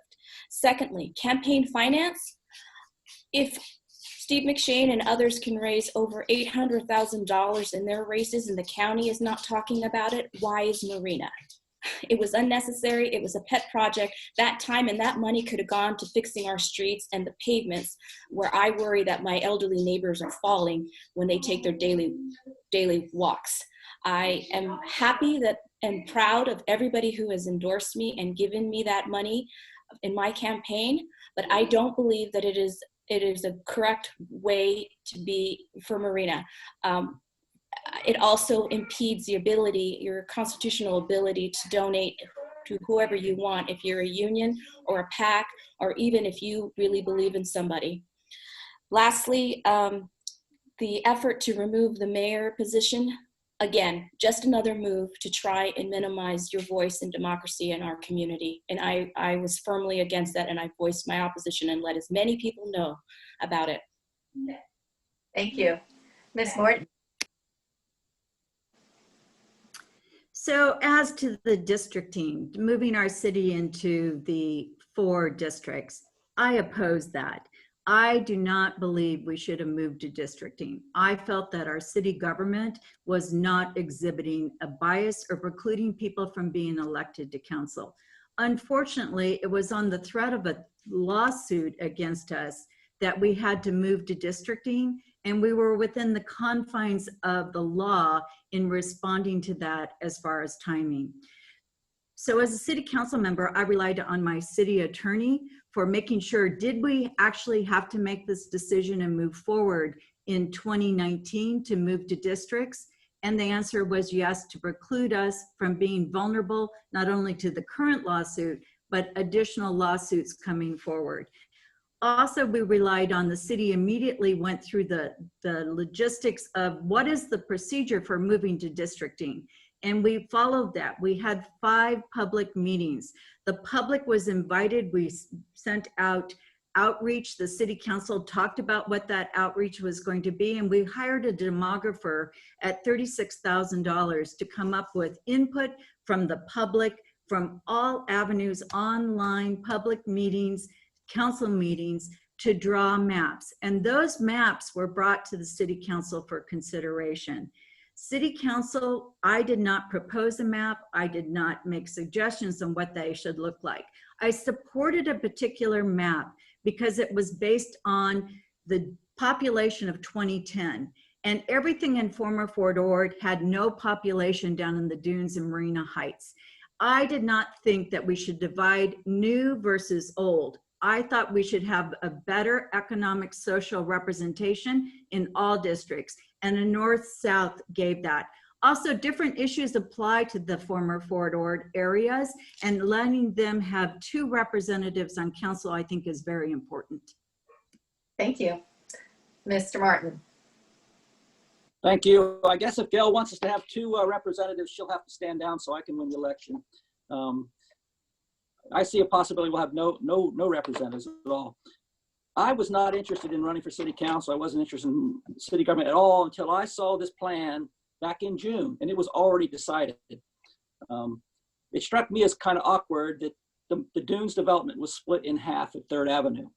Okay, I fully understand Gail's point about having the social divides, whatnot, but you easily could have moved the dividing line to 4th or 5th Avenue and the Dunes would have been one neighborhood.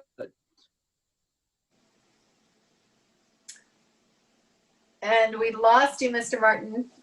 Looks like you might be coming back, but you're frozen. We'll make sure that you have that time. I'm not sure if he is hearing us. So, and he is our last one to speak. So there he goes. Hello? Go ahead. I'm sorry, I don't know what you heard or not heard. Anyway, I entered the race in June without any previous thought of entering city council after I saw the breakdown because they split the Dunes in half. I thought it was ridiculous. In order to go, my district goes all the way to Olson Elementary School. And if I try to walk there in the district I did one day, it's 6 miles. And you can't actually physically get there without leaving our district. I tell people here, yeah, the other part of our district is on the other side of McDonald's. That's crazy. So the way they screwed up these districting was just bizarre. Maybe it's gerrymandering, maybe not. I don't know. I saw all the different lists. It looked to be the very first proposal was the best. I like the idea of having 4 districts. I like having a mayor who's elected by the whole city. You should have one person elected by the whole city. As far as campaign finance, I totally support the campaign finance. I'm not accepting any donations. I'm doing all the work myself and I'm walking around. I'm not putting up signs all over. I don't need signs to my ego put all over the town, which I've seen all over the place. I just need to go meet the neighbors and talk to them. And you can do that because you have districts where it splits the place in a reasonable manner. Where you draw the lines, that's always going to be a fight. I get it. I'd like to see the Dunes in one district only, but it is what it is for now. So that's all I'll say for that. Thank you. Thank you very much. And now we will move to concluding remarks. And we're going to go in the reverse order of how the opening remarks were presented. And that means, Ms. Morton, you will go first. Go ahead. Thank you. So in 2012, I brought to the Marina City Council a vision for a better place for us all. And I came and ran for council because I have skills that I think serve our city and serve you as residents of the city of Marina. I'm asking you to look at mortonformarina.com for more information about who I am, what I have accomplished. I've been very effective in accomplishing what I said I was going to do when I ran in 2012. Establishing permanent open space connections to enable Marina to prosper from the newly formed Fort Ord National Monument. Outdoor recreation is a huge impetus for economic growth in our city and for attracting businesses. Putting into place trail plans for our better connections between our beaches, our open space, our parks, and our neighborhoods. Moving forward with our entitled projects at the Dunes and Sea Haven, which includes removal of blight, securing $18 million for the removal of blight from the Fort Ord Reuse Authority closure and capturing tax increment for us to do more. Securing water for the Army, from the Army for the veterans transition housing units to be built in Marina. Acquisition of Preston Park, which ensures city revenues that we're able to take $1.75 million to our general fund and still protect affordable housing in our community and stable rents for its tenants. preparation of a downtown vitalization plan. There are so many things that have been started, and we're right at the precipice of accomplishing many, many goals that is going to make a better marina for you to live, a better marina for you to work and be paid adequate wages. Please vote for Gail Morton on November 3. And again, mortonformarina.com. Thank you for the opportunity. Thank you. Ms. Dirksen. Thank you. I want to just share that 2018 was a pivotal year for me. As a community volunteer, I was very happy raising money for my library, which to date has raised over $440,000, mobilizing volunteers. But when I started attending city council meetings, I realized that your voice, the voice of Marina residents, was missing. There was an opportunity, there was no new ideas coming out of council. I spearheaded I was on board and helped pass some very important measures that our council did not want to support that have since generated more than $3 million to fix our streets, which I promised you, and I was at every council meeting asking for that, to get a second fire engine, which we did, to support parks and recreation. I am proud of that work that I did because I listened to you. You told me what you wanted, residents of Marina, and I acted on that. And for that, I'm grateful because you prompted me to run for city council. You trust me. I'm a voice of reason and collaboration in town. If you have any questions, my phone number is 277-8586. You can call me anytime. I am approachable. I am relatable. I'm a mom just like you, raising kids in this COVID time, and I am committed to Marina. I love my community, and what we've been able to accomplish together in a volunteer role is just amazing to me because we're going to bring that to council. I want transparency. I want you involved in the process. I want to hear your opinions, and I'm quite enjoying hearing them from you. And for too long, you've been shut out of the process. For too long, you've not been coming to meetings, and now you have to because we have Zoom and you can. So I urge you, I would be honored to have your vote. Please go to my website, CristinaFromMarina.com, and join more than 60 residents, your neighbors, whose names are right there, police and fire, who've endorsed me, Senator Bill Monning, and most importantly, I look forward to representing you. Thank you.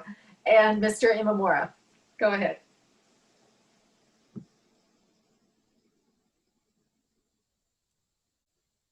My name is Brad Imamura, and it would be my privilege to be your representative for District 2 to be elected to the City Council. And once elected to the City Council, health and safety will be my highest priority. This includes ensuring that our public safety personnel are appropriately staffed, trained, and equipped to effectively do their job. High standards of conduct will be the norm. I will be your voice to work diligently with the city administration to wisely manage taxpayer dollars by limiting liabilities to keep Marina financially secure. I will ensure that Marina residents will have a right to affordable, safe, clean water.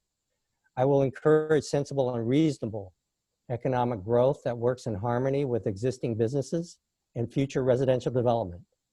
I will support maintaining Marina's existing infrastructure, which includes blight and graffiti removal, repairing and resurfacing aging streets, and restoring landscaping equipment and buildings on city parks and playgrounds. I've had the privilege with my supporters and walking all the streets of District 2 where there are registered voters. And again, I have proposed to keep the resources necessary to create a program to keep Marina beautiful by repairing our deteriorated sidewalks and to ensure that the city values diversity by promoting a healthy work balance life for its employees, residents, including senior citizens and future generations. And I also encourage young people to get involved in our city government. Integrity, transparency, experience, and dedication will guide my decisions. I will be an effective and independent voice on your behalf, and I ask for your support. Please go to my website for additional information at brad4marina.com, brad4marina.com.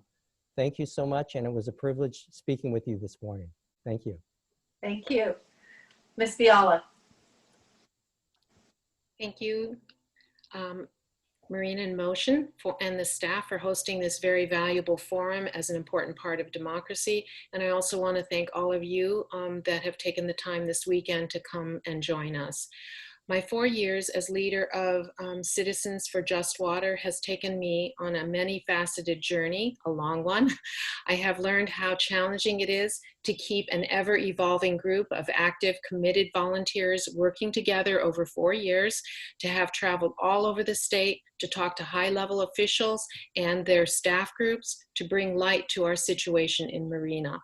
In our fight against CalAm, we witnessed the force and terrible tactics of a major corporation against disadvantaged communities of color, to see how our residents in Marina can move the dial on environmental justice by all of us speaking up time and time again. We appeared before so many boards and commissions, writing hundreds of letters so that we indeed became the David winning over the Goliaths of the world. I learned about the power of the people. And now I want to continue to serve this community that knows its full worth. I would appreciate your vote on November 3rd or before for Kathy, Yaeko, Biala. Thank you so much. Thank you. And Mr. Martin. Thank you. I basically have had 35 years experience in the Department of Defense, living in the government environment, working with restrictions, working within budgets, managing people. I think that qualifies me for this position. I have the educational background with an economics degree and MBA to support my decision-making abilities in this position. I have leadership skills by managing lots and lots of organizations for the last 35 years, from the very beginning as an ensign on my first ship where I managed 20 people, to be on an aircraft carrier where I managed 300 people. And we just lost you.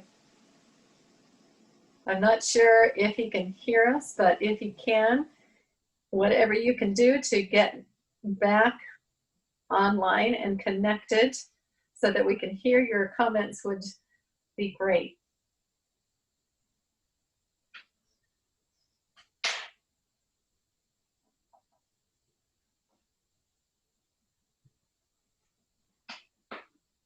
Hello? Oh, Hello? go ahead. All right, I keep getting cut off. I don't know what's going on. We do have high-speed internet here in the dunes, but for some reason I keep getting cut off. Anyway, I've had leadership experience on aircraft carrier where I managed 300 people, highly technical environment where we had 100 aircraft that we had to keep flying to support our nation's requirements. I've had leadership in Washington, D.C. in the highest levels of the DOD. I don't have any local experience, so I have a lot to learn there. I've only been doing this since June when I started looking at this office. If you're interested in me, I'll be happy to represent you. I've been very pleased actually with what I've found about Marina. I'm actually pleased with what I've seen in the city council meetings. A lot of great discussions, lots of involvement. I've been working for you for 35 years, my entire life, even if you don't know it. But I look for an opportunity, if you desire, that I'll work for you for 4 more years. Thank you. And thank you. And I would like to take a moment to thank all of the candidates. It takes tremendous dedication to one's community and a commitment of studying the issues and listening to the community members in order to run for office. So on behalf of the community, I do want to thank each and every one of you for sharing your vision for the future of Marina. I also want to thank Marina in Motion and its volunteers, and very significantly this morning, Tina Nieto, without whom we would not have been able to proceed. And finally, I want to thank the public. We received many more questions than we were able to ask. We tried to cover all of the topics. We unfortunately missed an important topic on water, but the topics that we did cover were very important. And you created those questions, you submitted them, and you have taken your time to listen to the viewpoints of each of the candidates. So we really appreciate that. This is what democracy is all about. So thank you so much. And as you can see on your monitor, we do have another candidate debate set to begin in about 15 minutes. Thank you. Thank you all. Thank you from Marina in Motion to our candidates, to the people watching at home, and especially to our 2 primary assistants, the Honorable Stephanie Hulsey, who has moderated this debate. She's done an excellent job. She's done this for us many, many times, and we always welcome her back because she did an excellent job. Then I'd also like to thank Chief Tina Nieto, because without her help, we would not have had the technical support that we needed in order to ensure that this debate came off smoothly. So Marina in Motion thanks all of you for participating in this debate. And we invite all of the viewing public, and including our candidates that are before us now, to watch the next debate, which is for the MPUSD trustee representing us for the next 4 years. So thank you.